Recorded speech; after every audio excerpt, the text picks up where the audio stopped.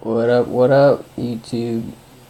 Welcome to the D'Angelo Kashimoto YouTube channel, aka Lost Worlds Art, where today I'm gonna show y'all how I went about building this Mother's Day project, which was kind of a last minute idea. Certainly not my idea. I've seen it somewhere before, but it's just a metal art piece. This is a rose. It's actually going to be 2 roses in a pot. And here you can see me cleaning up a sheet of aluminum that I'm going to be using as a main material for the rose petals and leaves. I chose to go with this aluminum because it's what I had on. It's what I had. I mean, I had it ready to go. Wanted to challenge myself with a little aluminum welding project, and I think it turned out pretty good. Definitely one of the more challenging pieces I've made, and one of the first metal art sculptures I made. Stay tuned for part 2. Part 1 is just the material prep and cutting, and part 2 is going to be the welding and the build of the piece. I sped it up because it was a lot of footage and I didn't want the video to be too long. And this is just another episode on my journey through the YouTube process, trying to showcase my work as I grow as an artist, furniture designer, woodworker, welder, pretty much all over the place, but I love making stuff, and hopefully one day I can have a gallery showcasing my work and possibly a store. Here's the piece prepped up. I think it's looking pretty good.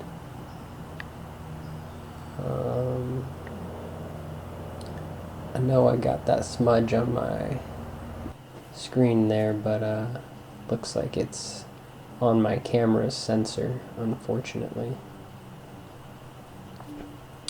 Anyways, I moved on to drawing out the shapes for the parts. These are different shapes for the rose petals themselves. Altogether, there ended up being about 59 rose parts, petals, and leaves, not including the stems and base plate. Like I said before, this is my first go at this, so I was not really too sure about how these parts were supposed to be shaped. Safe to say I was winging it, and here's a little clip of that. Overall, just going off of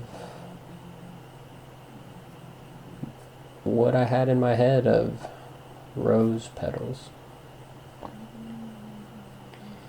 And that first cut that I took with the tin snips, I knew right then and there that this was going to be quite the chore. I had plans to jigsaw these parts out, but I definitely forgot the blade and just wanted to jam on, and so I carried on with the tin snips. I'm not sure what the thickness is of this sheet. It could be an 1/8 inch, could be a 16th, but either way, it was a little thicker than it ought to be for this type of project.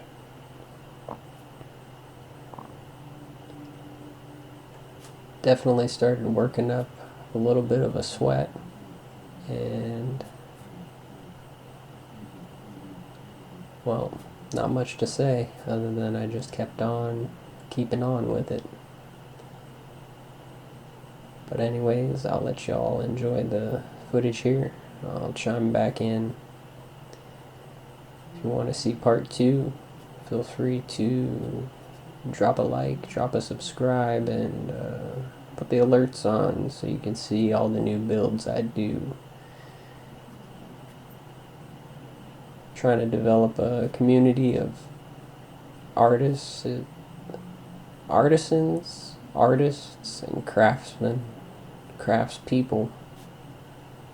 And I think it'd be cool to hear what you guys like to make, and hopefully we can all grow in this together. So thank you. Enjoy the video.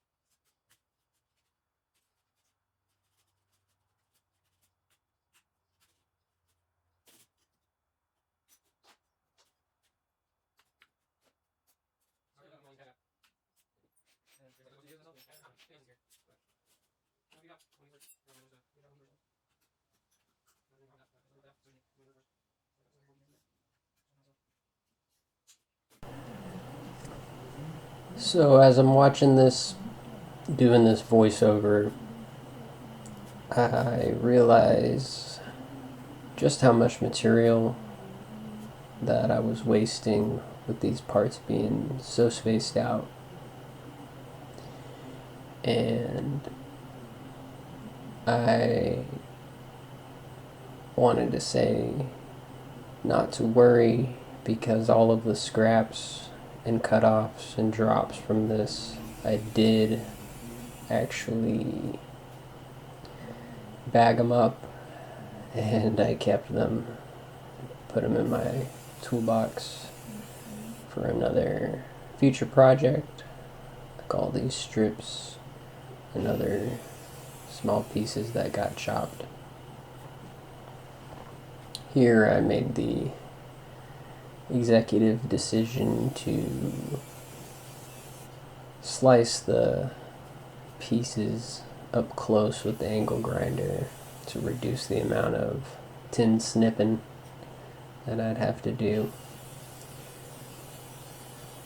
Long story short, just wanted to mention that I am conscious of the materials I use and the waste that I create, especially coming from the upcycling background that I have of using 100% reclaimed materials. Sometimes I get a little out of my wheelhouse and buy stuff for projects. I didn't buy this sheet for this project per se, but I did buy this sheet from the local drop yard, and it was a piece of the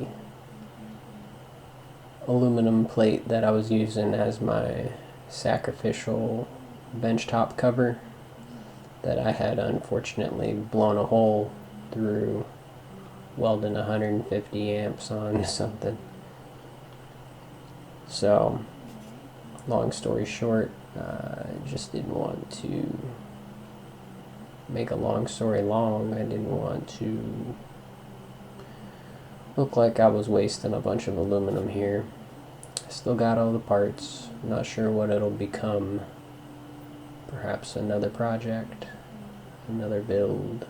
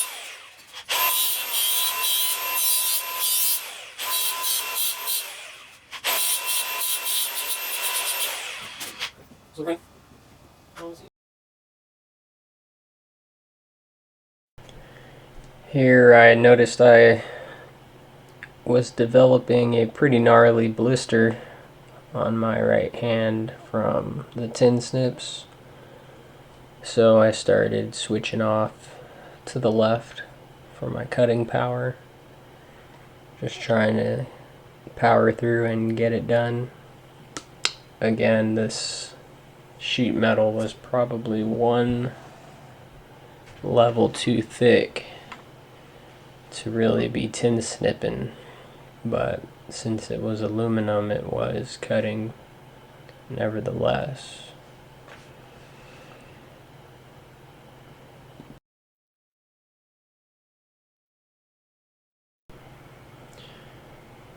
I'm not sure what the proper way would be to make these parts and cut these pieces out. Either even if you had a plasma table, you'd still need to deburr the edges. So not really too sure like how I should have been doing it, but this definitely is the long way.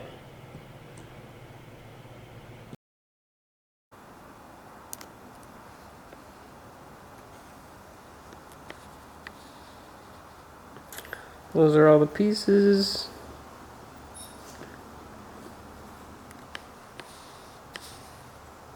There's 59 of them. Those are all gonna go in the tumbler right now.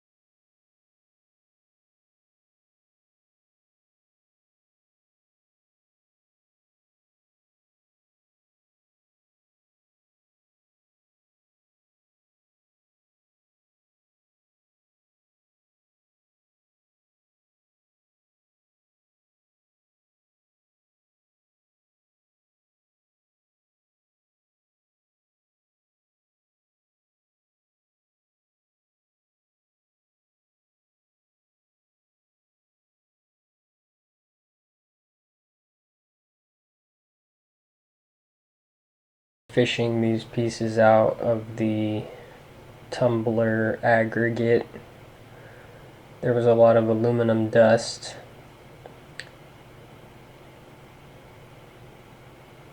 And the pieces were smoother, but they still had a lot of jagged edges, more than I had expected.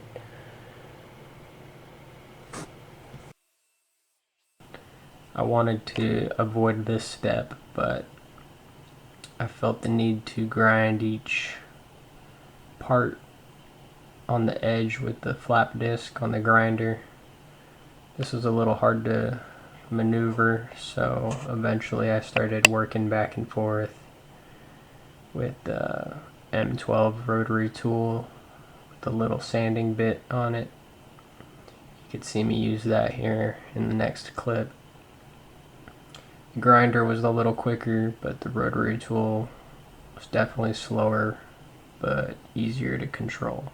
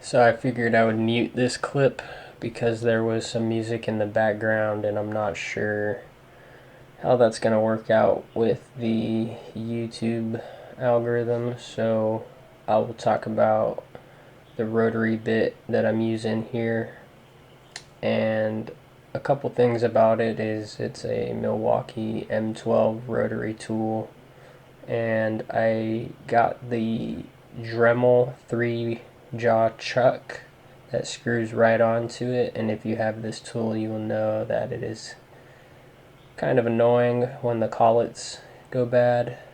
So this 3-jaw chuck from Dremel pretty much bypasses that issue. And as far as the tip that I was using, I started with the sanding wheel and then I switched to a little stone bit, and I quickly went back to the round little sanding wheel. It was a lot better, although it did wear through the sandpaper down to the rubber by the time I was about through with this. Also, something that's a little strange is that I have some tape on the jaws of the pliers I'm using to bend the rose petals up, and this was because I did not want to mar up and put a lot of markings in the leaves.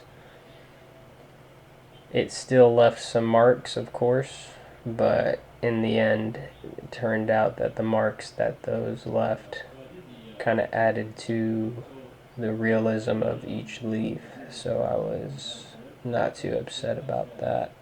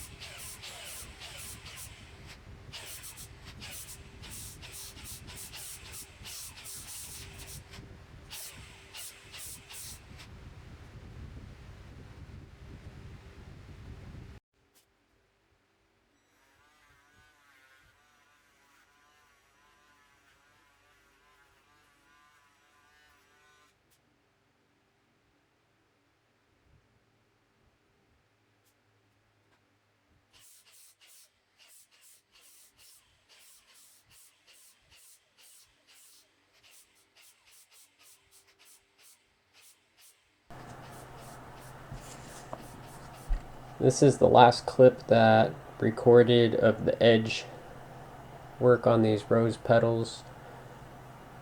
I ran out of battery, memory card, something like that, and when I checked I realized I lost a little bit of footage. But we're going to wrap it up for this video and pick up on part 2, where I will be tacking these pieces and parts together to start the actual building of the rose project. Thanks for watching if you made it this far. Thanks for supporting my page by liking, subscribing, and if you got any constructive feedback, I appreciate your comments.